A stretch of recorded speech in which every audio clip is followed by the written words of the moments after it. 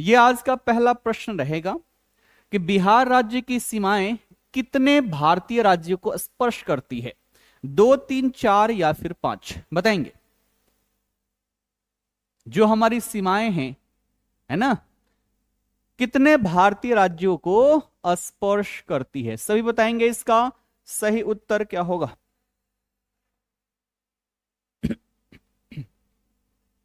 चलिए, क्या आ रहे हैं यहां पर ऑप्शन? 3 के साथ सब जा रहे हैं। 3 कहां पर है? बहुत बढ़िया, बी वाले जितने भी हैं सभी बिल्कुल सही हैं। ठीक, यहां पर सही उत्तर क्या हो जाएगा? सही उत्तर हो जाएगा आपका 3, क्योंकि यहां पर क्या पूछ रहा है? यहां पर प्रश्न में पूछा गया है बिहार राज्य की सीमाएं कितने भारतीय राज्यों से, और भारतीय राज्यों में देखें तो हमारे पास 3 है ना। सबसे पहले देखें हम यहां पर पश्चिम में, तो पश्चिम में कौन है? पश्चिम में है उत्तर प्रदेश। कौन सा है? उत्तर प्रदेश है, जिसके साथ 8 जिले जो है वो क्या करते हैं? सीमा बनाते हैं। ठीक है, फिर पूर्व की ओर हम देखें तो पूर्व में कौन है? पूर्व में है पश्चिम बंगाल, है ना। पूर्व में है आपका पश्चिम बंगाल, और पश्चिम बंगाल के साथ 3 जिले जो हैं वो सीमा साझा करते हैं। फिर बात करें कहाँ? दक्षिण में, तो दक्षिण में है झारखंड। दक्षिण में कौन है? दक्षिण में है झारखंड, और इसके साथ भी 8 जिले जो है वो सीमा साझा करते हैं। और वहीं बात कर ले उत्तर में, तो उत्तर में अवस्थित है नेपाल, जो कि अंतर्राष्ट्रीय सीमा है। कैसा? अंतर्राष्ट्रीय सीमा। ठीक है ना। और इसके साथ 7 जिले जो हैं वो हमारा सीमा लगता है। ठीक है, तो ये टोटल हमारे जिले हो गए। बात करें सीमा की, है ना, सीमा कितने जिले बनाते हैं? तो 22 जिले जो हैं, है ना, 22 जिले वो क्या करते हैं? यहां पर सीमा बनाते हैं। ठीक है, 22 जिले आपके सीमा बनाते हैं। 16 जो बच गए उनको हम बोलते हैं लैंड लॉक्ड डिस्ट्रिक्ट। ठीक है ना। अगर हम बात करें अपने बिहार की, तो अपना बिहार भी ध्यान रखना, बिहार भी कैसा है? तो ये भी लैंड लॉक्ड है ना। क्या है? लैंड लॉक्ड स्टेट, है ना। हिंदी में बोलते हैं भू आवेष्टित राज्य, यानी कि ऐसा राज्य जो जिसकी सीमा कोई भी जलीय सीमा ना हो, है ना, स्थलीय सीमा हो। तो अपना राज्य कैसा है? लैंड लॉक्ड राज्य है। आप सभी ध्यान में रखेंगे। ठीक है, चलो बढ़ते हैं आगे अगले प्रश्न की ओर।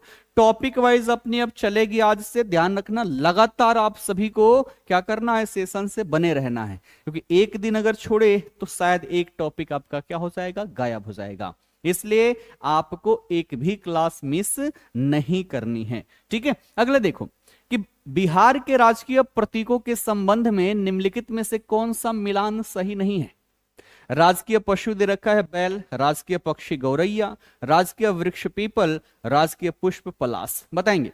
और जितने भी क्वेश्चंस है ना वो आपके बिल्कुल एग्जाम के पैटर्न पर ही मिलने वाले हैं, है ना, बिल्कुल एग्जाम के पैटर्न पर ही मिलने वाले हैं। तो बस ये सोचना कि आप एग्जाम दे रहे हो। चलो, डी के साथ सब जा रहे हैं, बहुत बढ़िया।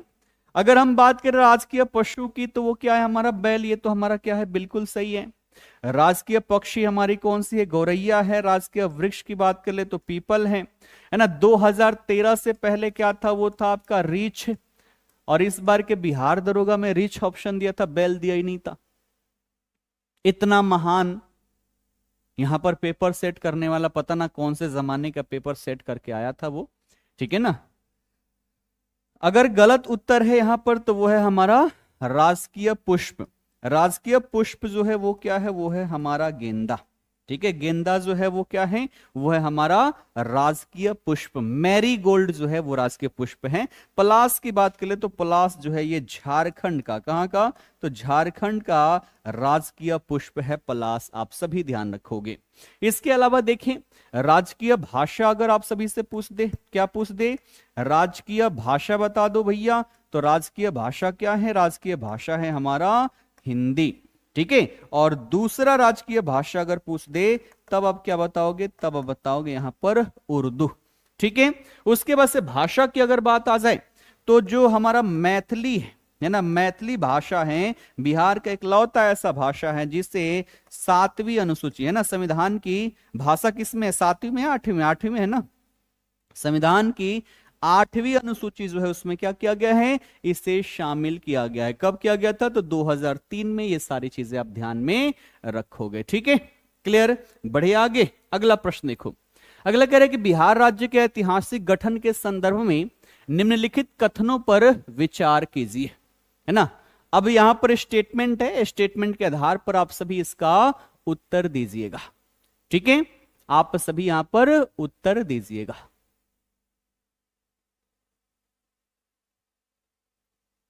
क्या हो जाएगा इसका सही आंसर?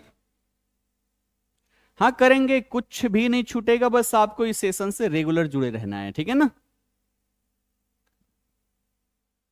चलिए, कोई बी कह रहा है, कोई सी कह रहा है, वो देखते हैं। पहला स्टेटमेंट दे रखा है कि 22 मार्च 1912 को बिहार और उड़ीसा को बंगाल से अलग कर एक नए प्रांत के रूप में गठित किया गया। ये तो आपका बिल्कुल सही है ना। दिसंबर 1911 में इसकी घोषणा की गई। इसकी घोषणा कहां पर की गई, तो तृतीय दिल्ली दरबार में। कहां पर? तृतीय दिल्ली दरबार में। इस दरबार का आयोजन किसने किया था, तो इसका आयोजन किया था हार्डिंग ने। किसने? हार्डिंग ने आयोजन किया था। और किसके स्वागत में, तो जॉर्ज पंचम, है ना, जॉर्ज पंचम और रानी मैरी, है ना, इन दोनों के स्वागत में इसका आयोजन किया गया। यहीं पर घोषणा किया गया कि बिहार और उड़ीसा को मिलाकर एक नया राज्य बनाया जाएगा, बंगाल से अलग करके, ठीक है। तो पहला स्टेटमेंट तो हमारा बिल्कुल सही है। ध्यान रखना, 22 मार्च को बन तो गया, इसीलिए इसको क्या मनाते हैं हम, इसीलिए हम इसको मनाते हैं बिहार दिवस के रूप में। क्या मनाते हैं? बिहार दिवस के रूप में, ठीक है। कब? 22 मार्च को। लेकिन अगर बात करें राज्य के रूप में कार्य शुरू कब किया, राज्य के रूप में ये कार्य करना कब शुरू किया, तो आप लिखोगे 1 अप्रैल 1912। कब? 1 अप्रैल 1912 को एक राज्य के रूप में कार्य करना शुरू कर दिया। दूसरा कथन कह रहा है कि 1 अप्रैल 1936 को बिहार से उड़ीसा को अलग कर एक नया राज्य बनाया गया। यह भी आपका बिल्कुल सही है ना, दूसरा, है ना। तो आगे चलकर 1936 में 1 अप्रैल को उड़ीसा बिहार से अलग करके एक नया राज्य बनाया गया। और फिर देखें तो एक डेट और आ जाता है 15 नवंबर 2000 को, जब बिहार से अलग करके झारखंड नामक एक नया राज्य बनाया गया। झारखंड का गठन कर दिया जाता है और तत्पश्चात अपना बिहार का वर्तमान स्वरूप देखने को मिला। तो पहला और दूसरा दोनों ही सही है और सही कह रहा है, इसलिए हमारा सही उत्तर ऑप्शन सी होगा। क्या होगा? सही उत्तर हमारा ऑप्शन सी होगा। हर टाइप के क्वेश्चन मिलेंगे आपको, मिलान करने वाले मिलेंगे, स्टेटमेंट वाले मिलेंगे, नॉर्मल मिलेंगे, मतलब जैसे जैसे क्वेश्चन आपके पूछे जाते रहेंगे हर प्रकार के क्वेश्चंस आपको मिलेगा, ठीक है। चलो बढ़ते हैं आगे, अगला क्वेश्चन देखो। अगला कर रहा है ये इंग्लिश वाले देख लेना।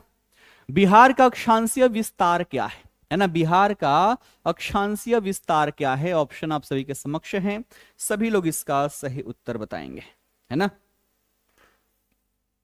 सभी लोग इसका सही उत्तर बताएंगे कि बिहार का अक्षांशीय विस्तार कौन सा है। चलिए, कोई ये कह रहा है और कोई यहां पर बी कह रहा है। यही तो हो गई ना गड़बड़। यहां पर बात हो रही है लेटिट्यूडनल एक्सटेंट की, अक्षांशीय विस्तार की। अक्षांशीय विस्तार क्या होता है? ये हो गई अपनी गोला, ये हो गया आपका अक्षांश, और सबसे बड़ा अक्षांश जो होता है वो 0 डिग्री पर होता है, जिसे विषुवत रेखा कहा जाता है। फिर 23.5 डिग्री पर क्या हो जाएगा? वो हो जाएगा आपका कर्क रेखा। 23.5 डिग्री साउथ में क्या हो जाएगा? मकर रेखा हो जाएगा। और अपना बिहार जो है यहां पर है, यानी कि कर्क रेखा के उत्तर में अवस्थित है, ठीक है। तो इसके अनुसार आप सभी को बी कैसे दिखाई दे रहा है? बी जो है ना, ये क्या है? यह है हमारा देशांतरीय विस्तार। क्या है? यह है हमारा देशांतरीय विस्तार। तो अगर देशांतरीय विस्तार पूछता है ना, तो आप क्या लिखते? आप लिखते ऑप्शन बी सही है। लेकिन पूछा जा रहा है अक्षांशीय विस्तार, और अक्षांशीय विस्तार जो है हमारा वो है 24 डिग्री 20 मिनट 10 सेकेंड उत्तरी अक्षांश से लेकर 27 डिग्री 31 मिनट 15 सेकेंड उत्तरी अक्षांश तक, अर्थात हमारा ऑप्शन ए होगा। ठीक है, देखो कितना आसान है ना। अब देशांतरीय विस्तार क्या होता है, तो मैं इधर से लाइन खींच दूं, ऐसी रेखा जो नॉर्थ पोल को साउथ पोल से मिलाती है, इसको हम क्या बोलते हैं, इसको बोलते हैं देशांतर, जो कि एक अर्धवृत्त होती है। दो देशांतर मिलकर एक पूर्ण वृत्त बनाती है, जबकि अक्षांश जो है ये पूर्ण वृत्त होती है।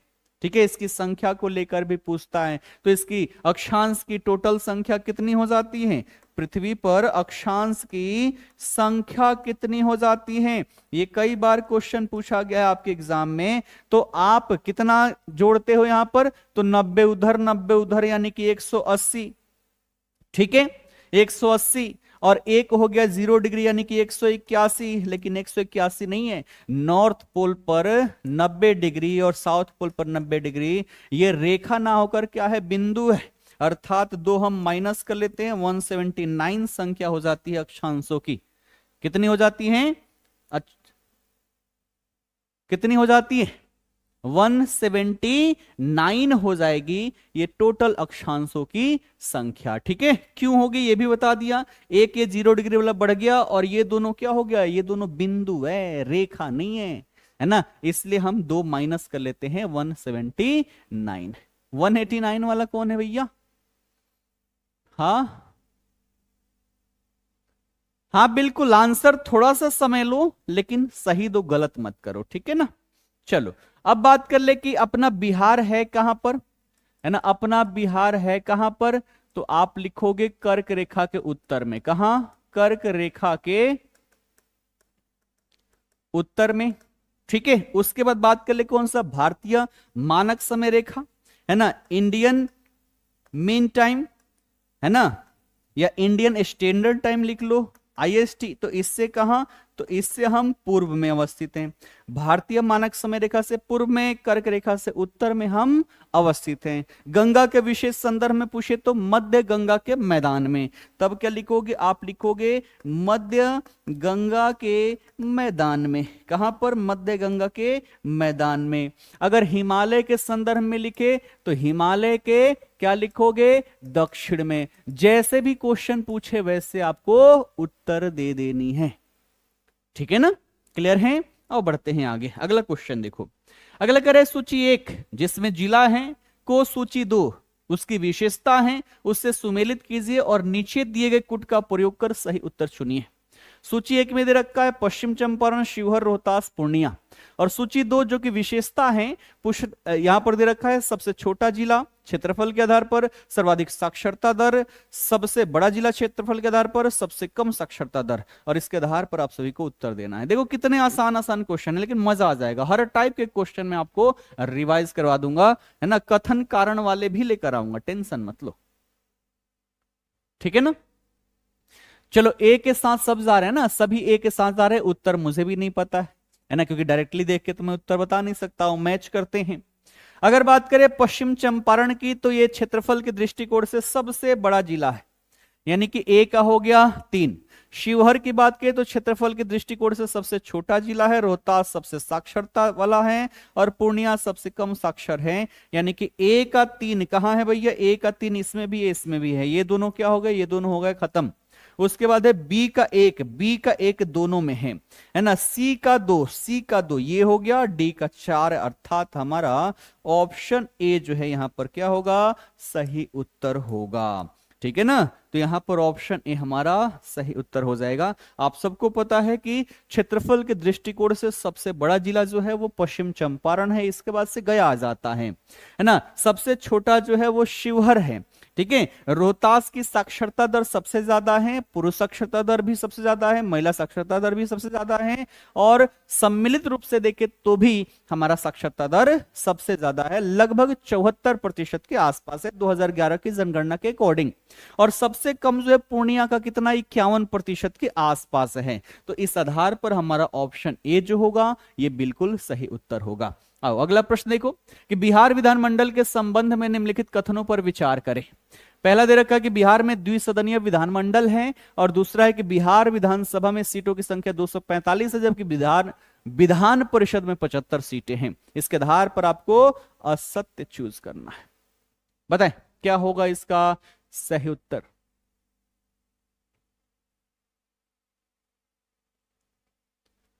अच्छा, कौन है भैया कि रोहतास के होके फिर भी तेज नहीं है? तेज जरूरी थोड़ा ना है कि रोहतास में होगे तभी होगे। जब मेहनत करोगे, खूब सारा मेहनत करोगे, जैसा कंपटीशन है उसके बेस पर करोगे तो तेज हो जाओगे।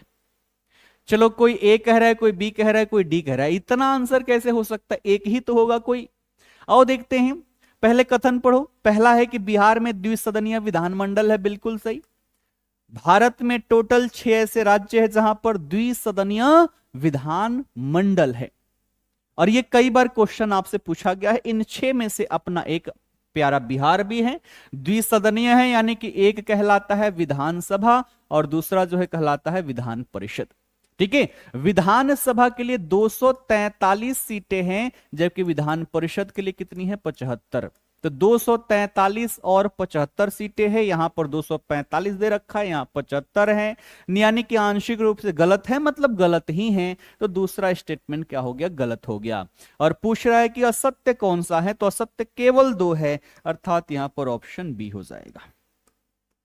ठीक है, क्या हो जाएगा? ऑप्शन बी हो जाएगा। ठीक, फिर भी कौन है? अभी भी कह रहा है भैया असत्य पूछ रहे, कौन असत्य है? तो केवल 2 असत्य है, केवल 2 असत्य है। अभी भी ये दे रहे हो, जानते हुए भी क्या हो जा रहा है? गलती हो जा रहा है।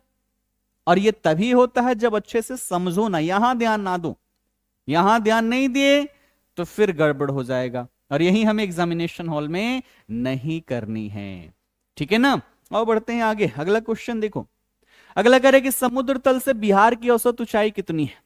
173 फीट, 160 फीट, 200 या फिर 150 फीट? बताएंगे। ये क्वेश्चन जो है बिहार पुलिस कांस्टेबल में पूछा गया है इस बार। समुद्र तल से बिहार की औसत ऊंचाई कितनी है? देखो, जब भी ऊंचाई की बात होती है वो समुद्र तल से ही मापी जाती है। और चूंकि अपना बिहार जो है ना, अपना बिहार जो है कहां पर है? तो गंगा के मैदानी क्षेत्रों में बसा हुआ है। और बात करें समुद्र तल से इसकी ऊंचाई, तो 173 फीट या फिर मीटर में लगभग 53 मीटर के आसपास हमारे बिहार की ऊंचाई हो जाती है। ठीक है, तो हमारा जो भू आकृति है ना, भू आकृति किसके सदृश है? तो आप क्या लिखोगे? गंगा के मैदान, है ना, गंगा के मैदान के सदृश है ना? क्लियर है? तो जो उसकी लगभग ऊंचाई होगी वही तो हमारी भी होगी।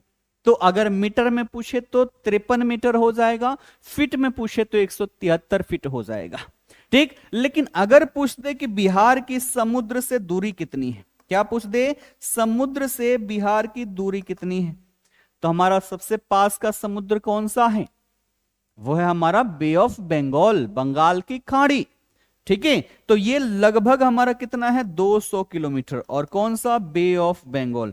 तो सबसे नजदीक का जो समुद्र है वो है बंगाल की खाड़ी। और वहां से देखे तो लगभग, ये लगभग में ध्यान रखना है ना, मैं जाके मापा नहीं हूं, है ना, लगभग में है। ठीक है, तो लगभग 200 किलोमीटर दूरी पर हम अवस्थित हैं। ठीक, वही बात कर ले बिहार की जलवायु कैसी है? तो इसी बंगाल की खाड़ी और मॉनसून के कारण हमारी जलवायु जो है वो कैसी है? मॉनसूनी जलवायु है। कैसी जलवायु है? मॉनसूनी जलवायु। और जब बात जलवायु की आ गई तो यहां पर याद रखना, सबसे गर्म एवं सबसे ठंडा जिला, सबसे गर्म एवं सबसे ठंडा जिला कौन सा है? तब आप बता दोगे कि भैया ये है गया जी। ठीक है, और गया जी के संदर्भ में याद रखना कि अभी अभी गया जी का एक जीआई टैग मिला है। क्या मिला है? GI tag. किसको मिला है भैया? तो यहाँ का जो स्टोन आर्ट है, स्टोन आर्ट को जीआई टैग दिया गया है, जो कि सबसे लेटेस्ट है बिहार का। तो टोटल कितने हो गए? टोटल हो गए 17। ठीक है, प्रोडक्ट देखे तो 14 प्रोडक्ट है, 3 लोगो है, टोटल मिला के हमारे पास जीआई टैग हो गए 17।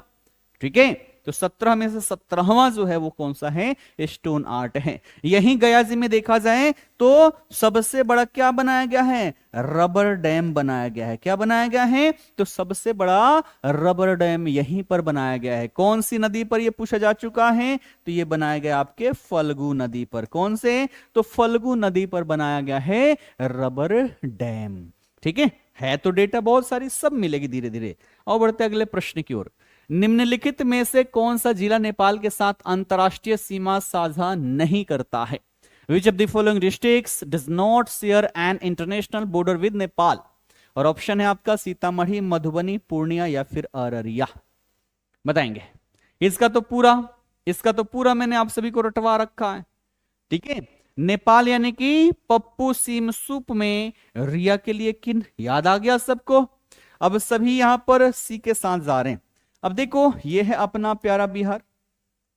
ठीक है, ये है अपना प्यारा बिहार,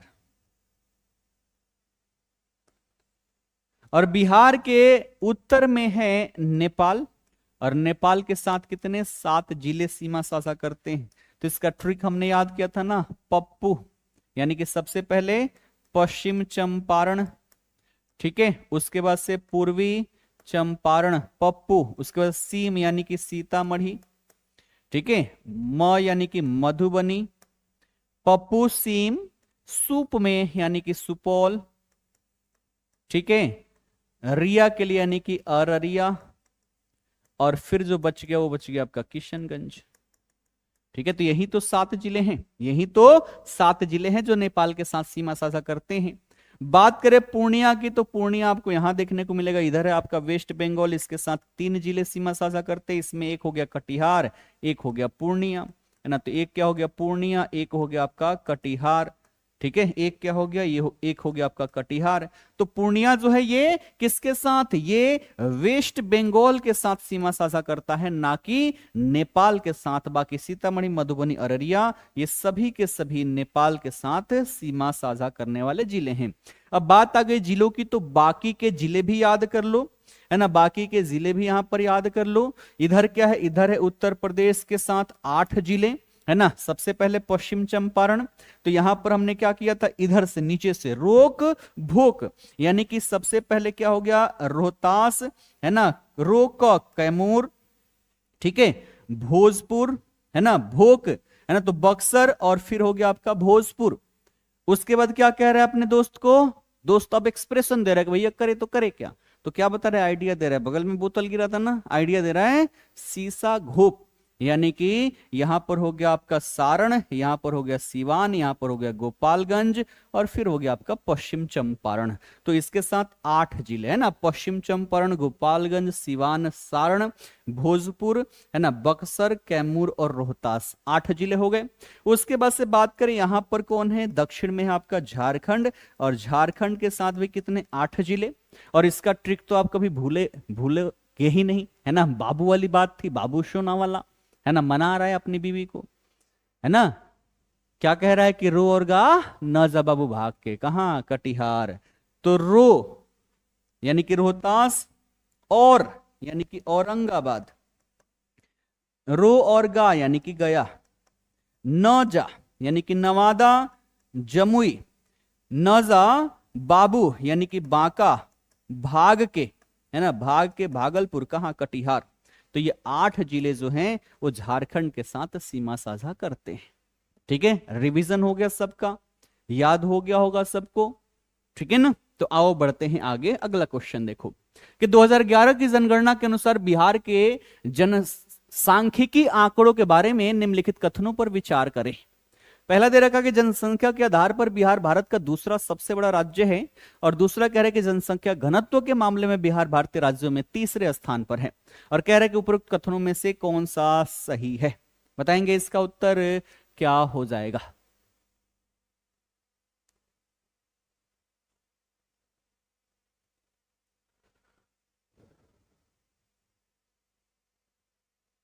ठीक है, चलो बी के साथ जा रहे हैं सब, है ना, बी के साथ जा रहे हैं, कुछ डी वाले हैं, देखो तो पहले आओ देखते हैं बी वाले हैं या डी वाले हैं। कह रहा है पहला कि जनसंख्या के आधार पर बिहार भारत का दूसरा सबसे बड़ा राज्य है, ये सत्य है क्या। हमने तो जब भी पढ़ा है तब तीसरा पढ़ा है, यहां पर तो दूसरा दे रखा है। ठीक है, तीसरा, क्योंकि 1 नंबर पर है उत्तर प्रदेश, 2 नंबर पर है महाराष्ट्र, और 3 नंबर पर आ जाता है अपना प्यारा बिहार। हमने तो हमेशा तीसरा पढ़ा है, स्टेटमेंट 2 दे देगा तो हम सही मान लेंगे नहीं, अर्थात पहला स्टेटमेंट क्या हो गया गलत। दूसरा कह रहा है जनसंख्या घनत्व यानी कि पॉपुलेशन डेंसिटी की बात हो रही है, इसके मामले में बिहार भारतीय राज्यों में तीसरे स्थान पर है। ऐसा है क्या? हमने बार बार पढ़ा है कि भैया हम पॉपुलेशन डेंसिटी के आधार पर पहले स्थान पर हैं। भारत में सबसे ज्यादा है, कितना है? प्रति वर्ग किलोमीटर में 1106 व्यक्ति निवास करते हैं 2011 की जनगणना के अनुसार। नई वाली जो 2023 की जाति आधारित गणना थी, इसके अनुसार 1388 से भी ज्यादा व्यक्ति जो हैं वो प्रति वर्ग किलोमीटर में निवास करते हैं। और अभी आपकी 2027 वाली जनगणना जो है वो शुरू हो चुकी है, वो आएगा तो हम अभी भी नंबर 1 पर ही रहेंगे। तो पॉपुलेशन डेंसिटी के आधार पर हम पहले स्थान पर, इसमें तीसरा दे रखा है, अर्थात ये भी हमारा गलत हो जाएगा। दोनों ही क्या हो जाएगा? दोनों ही यहां पर गलत हो जाएगा। तो अब कह रहा है कि उपरोक्त कथनों में से कौन सा सही है? तो सही तो कोई है ही नहीं, सही कोई है ही नहीं। तो क्या कह रहा है? ऑप्शन डी कह रहा है कि नेदर 1 नॉर 2, न तो एक सही है और न ही यहां पर 2 सही है। ठीक है, तो उत्तर प्रदेश और महाराष्ट्र के बाद हम तीसरे नंबर पर जनसंख्या के दृष्टिकोण से आते हैं, और जनसंख्या घनत्व के मामले में हम पहले स्थान पर आते हैं 1106।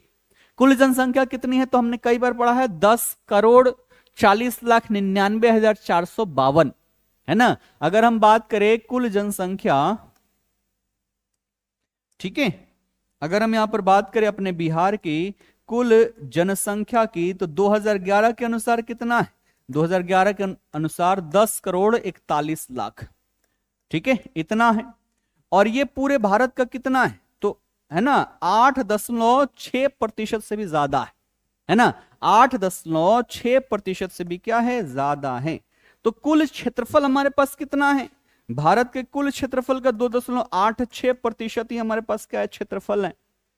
अगर जनसंख्या भी इतना होता तो हम रेशियो में बराबर होते, लेकिन इससे ये कितना ज्यादा गुना है ना, तो लगभग देखोगे 3.5 गुना से भी ज्यादा यहां पर जनसंख्या है। और यही कारण है कि हमारे यहां पॉपुलेशन डेंसिटी जो है वो ज्यादा है। और सबसे ज्यादा अगर हम देखें जनसंख्या घनत्व, तो सर्वाधिक कहां पर है? सर्वाधिक जो है वो शिवहर में है ना। सर्वाधिक कहां पर है? वो है शिवहर में। और कितना है? 1880। ये 2011 की जनगणना के अकॉर्डिंग है 1880, ठीक है। 1 वर्ग किलोमीटर में 1880 व्यक्ति क्या करते हैं? यहां पर निवास करते हैं। सबसे कम कहां पर है? आप सभी फटाफट कमेंट करके बताओगे, ठीक है। आओ बढ़ते हैं आगे। अगला देखो कि बिहार के प्रमंडलों और उनमें शामिल जिलों का सही मिलान करें। इधर प्रमंडल है, इसमें शामिल जिलों की संख्या दे रखी है। सारण, मगध, भागलपुर, इधर 2 जिले, 3 जिले, 5 जिले। इसके आधार पर आप सही उत्तर बताओगे।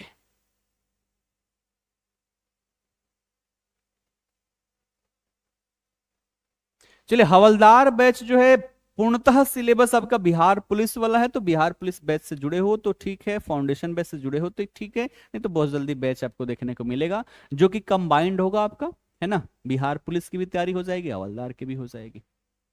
चलिए, यहां पर क्या है? बी बहुमत है। आइए देखते हैं क्या है। अगर हम बात करें जिलों की संख्या, तो टोटल जिले कितने हैं? 38। प्रमंडल टोटल कितने हैं? 9। इसी में से क्वेश्चन पूछा गया है। तो सारण प्रमंडल जो है, सारण प्रमंडल में 3 जिले हैं।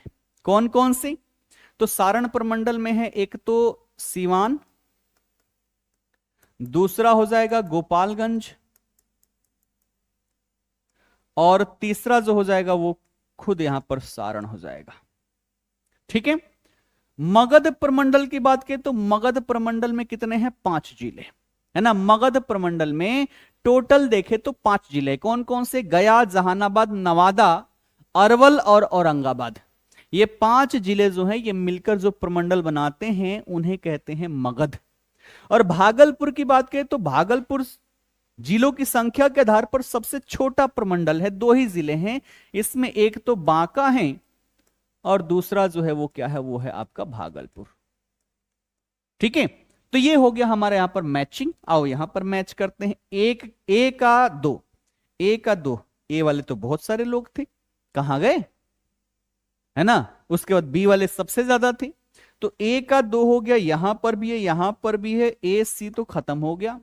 बी का 3 है ना, बी का 3 और सी का ए, यानी कि बी वाले है ना, बहुमत तो बी था, बाकी ए वाले भी बहुत सारे लोग थे, लेकिन सही उत्तर जो है वो है आपका ऑप्शन बी। ठीक है, अब ये संख्या की बात हो गई, तो आओ एक बार पूरी संख्या काउंट करवा देता हूं। सबसे ज्यादा यानी कि 6 जिले की अगर हम बात कर लें, तो 6 जिले वाले 3 प्रमंडल है, कौन कौन सा? तो एक आप याद रखोगे मुंगेर है ना, दूसरा आप पटना, और तीसरा जो है वो है तिरहुत। ये 3 ऐसे प्रमंडल है जिसमें 6 जिले हैं। तो 18 तो यही हो गए आपके, पटना, तिरहुत, मुंगेर। 5 वाला आपने पढ़ लिया, कौन सा? मगध है 5 जिले वाला।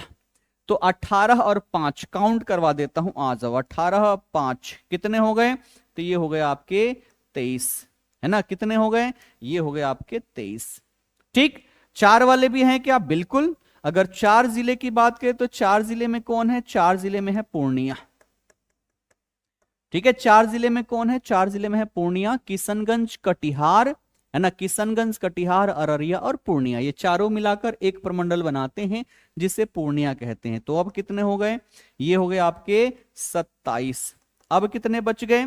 बच गए 11। 11 में से 2 ये हो गए है ना, कौन सा? तो भागलपुर वाला, तो ये हो गया 29। अब कितने बच गए? अब बच गए आपके पास 9, और 9 में से 3 प्रमंडल ऐसे हैं जिनके अंतर्गत 3 जिले आते हैं। कौन कौन से? अब कौन कौन से बच गए बताओ?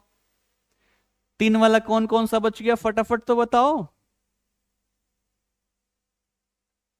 हाँ, ऐसे कैसे होगा? पूरा काउंट करवा दिया। तो 18 तो यहां हो गए, 5 यहां हो गए 23, 4 यहां हो गए 27 है ना, 2 ये हो गए 29, बच गए हमारे पास 9। तो 3 हो जाएंगे आपके सारण में, 3 हो जाएंगे आपके कौन सा? कोसी में, और 3 दरभंगा में। बहुत बढ़िया, बहुत बढ़िया, ठीक है ना। तो ये हो गए हमारे टोटल के टोटल 9 प्रमंडल और 38 जिले। अब बढ़ते हैं आगे, अगला देखो। अगला कह रहे कि पटना उच्च न्यायालय की स्थापना कब हुई थी? सबसे ज्यादा पूछे जाने वाले प्रश्नों की सूची में यह है, बताएंगे पटना उच्च न्यायालय की स्थापना कब हुई थी? मधेपुरा प्रमंडल नहीं है, वो जिला है, किसमें आता है ये आपको पता होना चाहिए। ठीक है, चलो यहां पर क्या हो जाएगा, सभी सी के साथ जा रहे। 3 फरवरी 1916, बहुत बढ़िया। 3 फरवरी 1916 को पटना हाई कोर्ट की स्थापना हुई थी। ठीक है ना, पटना हाई कोर्ट की स्थापना हुई थी। उद्घाटन किसने किया था? तो उद्घाटन इस समय वायसराय कौन था? हार्डिंग। ठीक है, तो हार्डिंग के द्वारा इसका उद्घाटन किया गया था। उसके बाद पूछेगा प्रथम मुख्य न्यायाधीश है ना, प्रथम मुख्य न्यायाधीश कई बार पूछा गया, नाम तो बहुत बड़ा है ना, क्या नाम है बहुत बड़ा? तो आप सबने याद किया होगा, सर एडवर्ड माइनर डैश चैम्स चामियर। इतना याद नहीं करना, हमें बस याद करना है चैम्स चामियर, चैम्स चामियर। अगर पूछ दे कि पहली महिला मुख्य न्यायाधीश, हमने क्या पढ़ा था? न्यायमूर्ति रेखा दोषित है ना, कौन? न्यायमूर्ति रेखा दोषित। ठीक है, ये क्या थी? ये थी प्रथम महिला चीफ जस्टिस। और अगर पूछ दे वर्तमान में कौन है वर्तमान chief justice of Patna high court, तब क्या बताओगे? वर्तमान जनवरी में बने हुए हैं 2026 में, क्या नाम है? न्यायमूर्ति संगम कुमार साहू। क्या लिखोगे आप? लिखोगे न्यायमूर्ति संगम कुमार साहू। ठीक है, न्यायमूर्ति संगम कुमार साहू जो हैं, ये क्या है? वर्तमान में मुख्य न्यायाधीश हैं। ठीक, कहां पर है ये? पटना में है, याद रखिएगा। अगला क्वेश्चन कि बिहार की भौगोलिक स्थिति के संदर्भ में निम्नलिखित कथनों पर विचार करें।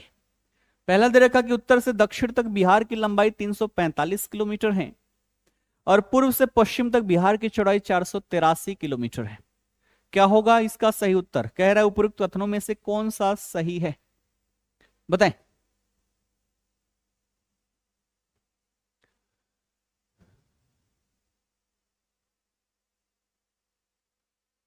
चलिए दोनों सही है। देखो अगर हम बात करें अपने बिहार की, तो बिहार का अगर मैप पर हम नजर डालें तो ये स्वरूप लगभग कैसा दिखाई देगा, ये दिखाई देगा आयताकार। ठीक है, जिसका कुल क्षेत्रफल कितना है, 94,163 वर्ग किलोमीटर। ठीक, अगर बात करें इसकी कहां, तो पश्चिम से पूर्व तक विस्तार, तो यह है 483 किलोमीटर। और वहीं बात करें उत्तर से दक्षिण की ओर विस्तार, तो यह हो जाएगा आपका 345 किलोमीटर। ठीक है, 345 किलोमीटर। यानी कि दोनों ही कथन क्या है, दोनों ही कथन हमारा सही है और सही पूछा हुआ है, अर्थात यहां पर ऑप्शन सी हो जाएगा। तो जितने लोग सी वाले थे सभी यहां पर बिल्कुल सही थे। अब बात करें कुल क्षेत्रफल 94,163 वर्ग किलोमीटर, लेकिन ग्रामीण क्षेत्रफल की बात कर ले तो हमारा सबसे ज्यादा है 92,257.51% क्षेत्र जो है वो ग्रामीण क्षेत्र है, और 1,095.49 वर्ग किलोमीटर जो है वो क्या है, वो हमारा शहरी क्षेत्र है। यानी कि लगभग 11.3% क्षेत्र ही हमारा शहरीकृत है। बाकी नई वाली डेटा देखेंगे 2027 में क्या परिवर्तन आती है। ठीक है ना, चलो बढ़ते हैं आगे। अगला क्वेश्चन, अगला कह रहे कि बिहार की दूसरी राजभाषा कौन सी है और इसे यह दर्जा कब मिला था। मैथिली 2003 में मिला, उर्दू 1984 में, भोजपुरी 1990 में, या फिर मगही 1980 में। कितना आसान क्वेश्चन है। ईयर अलग दिया होता ना तो फिर बड़ा कंफ्यूजन होता, लेकिन साथ ही साथ यहां पर आ गया तो इसमें कोई कंफ्यूजन होगा ही नहीं, सभी बिल्कुल सही जा रहे हैं। क्योंकि अभी थोड़ी देर पहले हमने यहां पर पढ़ लिया कि अपने राज्य की प्रथम राजकीय भाषा जो है ना, अपने राज्य की राजकीय भाषा जो है इसे हमने रखा हुआ है किसको, हिंदी को। और दूसरी जो राजकीय भाषा है वो हमने रख दिया किसको, उर्दू को। कारण क्या है, सर्वाधिक जनसंख्या हिंदू लोगों की है, दूसरी सबसे बड़ी जनसंख्या जो है मुस्लिम लोगों की है, तो हमने उर्दू को क्या किया, दूसरा राजकीय भाषा हमने बना दिया। और कब बनाया, तो ये बनाया हमने 1984 में, 1984 में इसे दूसरे राजकीय भाषा का दर्जा हमने यहां पर दे दिया। ठीक है, वही बात करें यहां पर क्या चीज है ना, तो मैथिली भाषा 2003 दे रखा है। तो ध्यान रखना कि मैथिली भाषा बिहार की इकलौती ऐसी भाषा है जिसे संविधान की 8वीं अनुसूची में शामिल किया गया है, वो भी 2003 में, है ना। तो ध्यान रखना, इसमें क्या लिख लेना है, इसमें लिख लेना है संविधान की 8वीं अनुसूची में शामिल बिहार की एकमात्र भाषा, बिहार की एकमात्र भाषा कब शामिल हुई, 2003 में, है ना। 4 भाषाओं के साथ इसको भी यहां पर शामिल किया गया था। ठीक है ना, क्लियर। बाकी बिहार में कई सारी भाषाएं बोली जाती है, भोजपुरी भी बोली जाती है, मगही भी बोली जाती है, अंगिका बोली जाती है, वज्जिका बोली जाती है। तो बिहार में बहुत सारी भाषाएं हैं। ठीक है ना, चलो बढ़िया आगे। अगला क्वेश्चन कि बिहार विधानसभा में अनुसूचित जाति और अनुसूचित जनजाति के लिए कितनी सीटें आरक्षित हैं, बताएंगे। ये क्वेश्चन तो हमने कई बार पढ़ लिया है।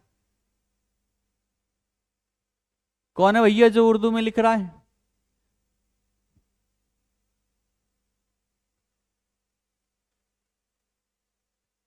चलिए बताएं इसका क्या होगा आंसर। हमें पता है कि बिहार विधानसभा टोटल सीटें कितनी हैं, टोटल सीटें है 243। 243 में से 38 जो है ये है शेड्यूल कास्ट के लिए, और 2 जो है ये है शेड्यूल ट्राइब के लिए। ठीक है ना, तो टोटल 40 जो है ये क्या है, ये है रिजर्व्ड। ठीक, तो 38 और 2 वाला हमारा ऑप्शन बी में है, अर्थात बी जो होगा ये हमारा यहां पर बिल्कुल सही उत्तर हो जाएगा। वही बात करें लोकसभा के लिए, है ना, किसके लिए, लोकसभा की अगर हम बात कर लें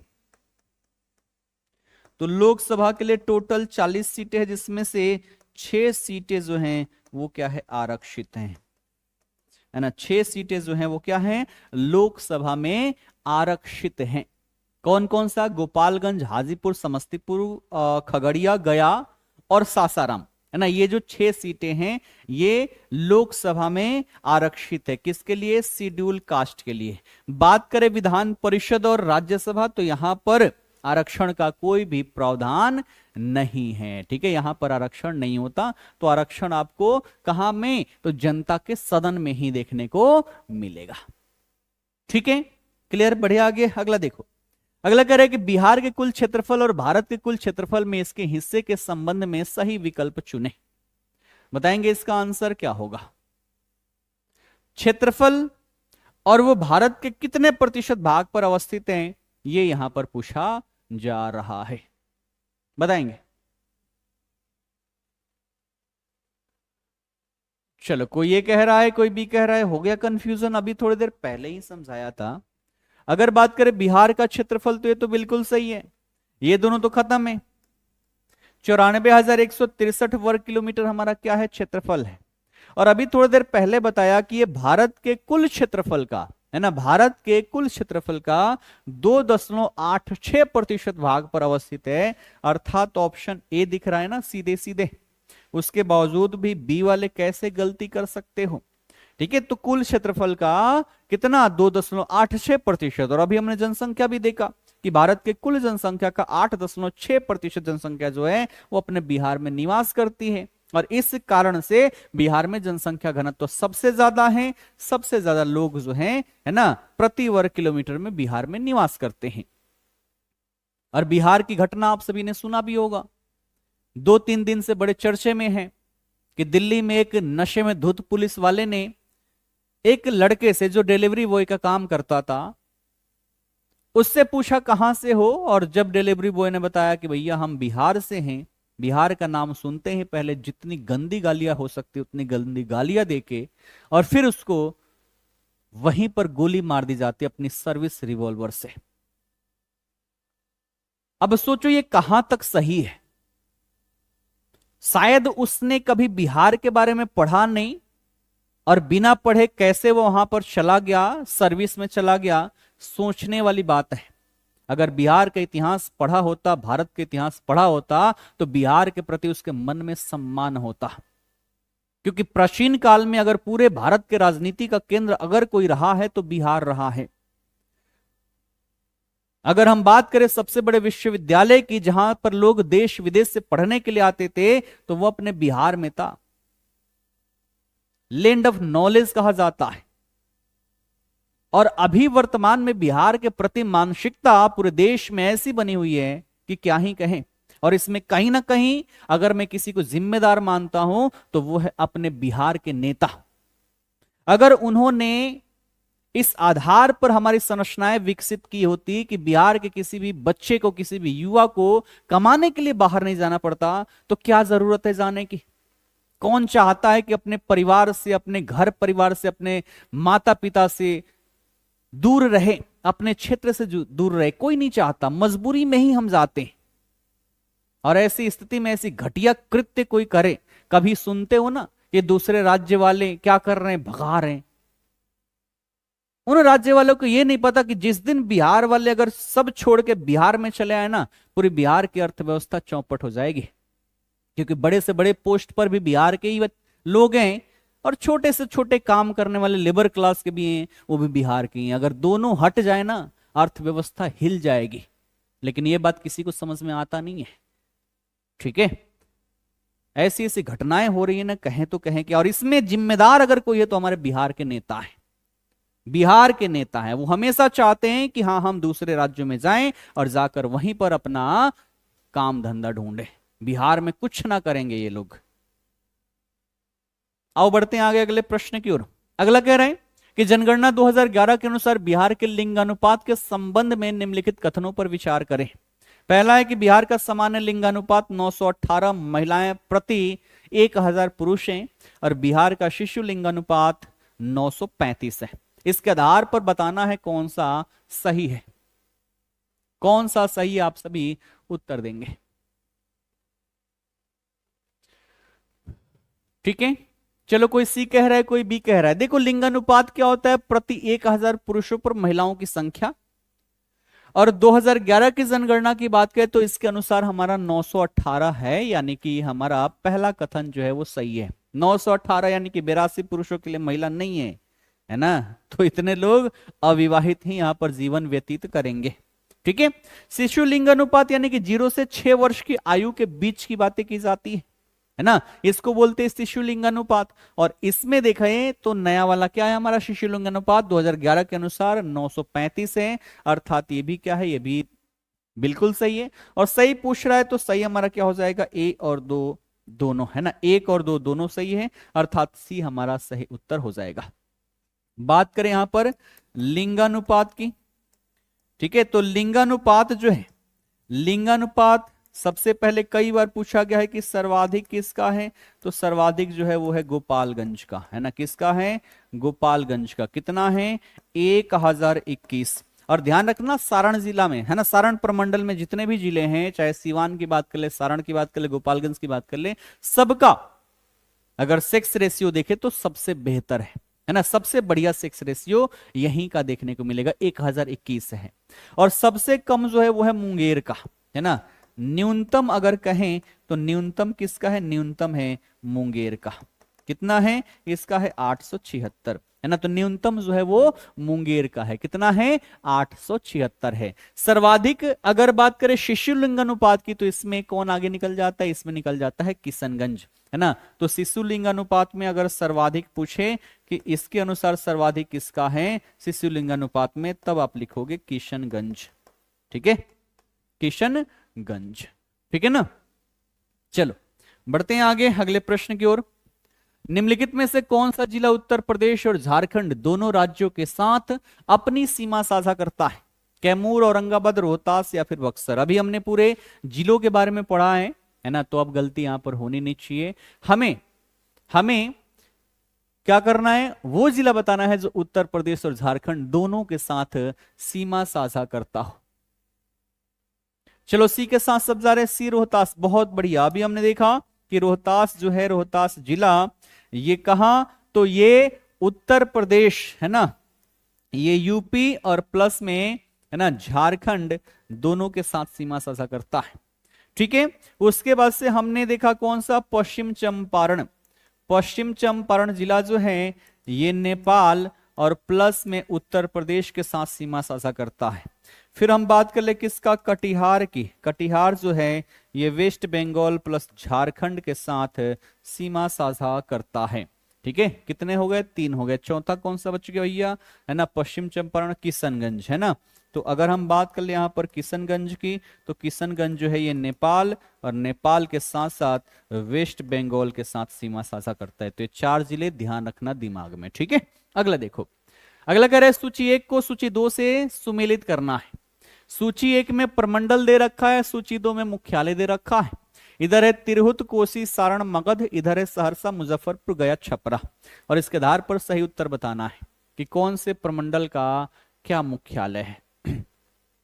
टोटल हमारे पास कितने हैं, टोटल है 9। 9 में से 5 के जो प्रमंडल का नाम है सेम टू सेम मुख्यालय का नाम वही है। 4 अलग अलग है, चारों यहां पर आपको देखने को मिल रहा है। बताएं, चलो एक के साथ सब जा रहे हैं, आओ देखते हैं। सबसे पहला जो है तिरहुत, है ना, तो तिरहुत का मुख्यालय जो है ये हो जाएगा मुजफ्फरपुर। ठीक है, तिरहुत का मुख्यालय कहां पर है, मुजफ्फरपुर में है। कोसी का मुख्यालय देखें तो इसका मुख्यालय है सहरसा। मगध का मुख्यालय है गया और सारण का मुख्यालय है छपरा। ये है हमारा सही यहां पर मैचिंग। तो ए का दो यहां पर भी ये दोनों तो ऐसे ही खत्म हो गया। ठीक है, उसके बाद बी का एक यानी कि ऑप्शन ए जो है ये हमारा सही हो जाएगा। ठीक है, ए वाले थे सारे, ए वाले थे सारे। ठीक, ये तो हो गया। बाकी बच गए हमारे क्या चीज, 5, है ना। तो पटना का भैया हो जाएगा पटना ही। ठीक है, पटना का पटना ही हो जाएगा। बाकी क्या ही बताएं, समय जो है समय समाप्त होने वाला है ना। तो ये क्वेश्चन जो है, चलो ये क्वेश्चन कर लेते हैं। बिहार का सर्वोच्च शिखर, ये बार बार क्वेश्चन आते रहा है। है ना। तो इसका क्या हो जाएगा, सोमेश्वर किला, हमने बहुत बार पढ़ा हुआ है सोमेश्वर किला। ठीक है, कितनी ऊंचाई है, 880 मीटर ऊंचाई है। ये देखे तो शिवालिक का विस्तार है, क्या है ये, शिवालिक का ये विस्तार है। और ध्यान रखना, है ना, शिवालिक का विस्तार है कहां पर है, तो ये पश्चिम चंपारण जिले में है ना, पश्चिम चंपारण जिले में। चलो ये आज का होमवर्क रहेगा, टोटल 20 क्वेश्चन में लेकर आया था, है ना। आप लोग बोलोगे तो प्रश्नों की संख्या और बढ़ा दूंगा, ठीक है ना। आज 20 क्वेश्चन लाया था, चूंकि टॉपिक वाइज पहली कक्षा थी, तो आप सभी अपने फीडबैक अवश्य देना कि कितना ज्यादा मजा आया, ठीक है। और हर दिन हम एक टॉपिक कवर अप करने का प्रयास करेंगे, उससे जितने भी क्वेश्चन बन सकते हैं सब कुछ बनाने का प्रयास करेंगे, ठीक। होमवर्क है कि 2011 की जनगणना के अनुसार जनसंख्या की दृष्टि से बिहार के सबसे बड़े और सबसे छोटे जिलों का सही युग्म कौन सा है, ये आप सभी को बताना है, ठीक है। और चूंकि आज पहली कक्षा थी, टॉपिक वाइज और आज से रेगुलर टॉपिक वाइज ही चलेगी, है ना। तो सेशन एक भी मिस मत करना, क्योंकि यहां पर हर एक प्रकार का क्वेश्चन आप सभी का मैं यहां पर रिवाइज करवा दूंगा, ठीक है ना। बाकी कमेंट बॉक्स में जाकर अपने विचार अवश्य ही देना, कुछ कमी लगी हो तो वो भी बताना, कोई डाउट हो तो वो भी पूछ लेना, ताकि आपके द्वारा दिए गए सुझाव के आधार पर हम कुछ और भी आप सभी के लिए बेहतर कर सके, ठीक है। बाकी मिलते हैं, है ना, बाकी मिलते हैं अगली क्लास में। फिलहाल के लिए आप सभी का बहुत बहुत धन्यवाद।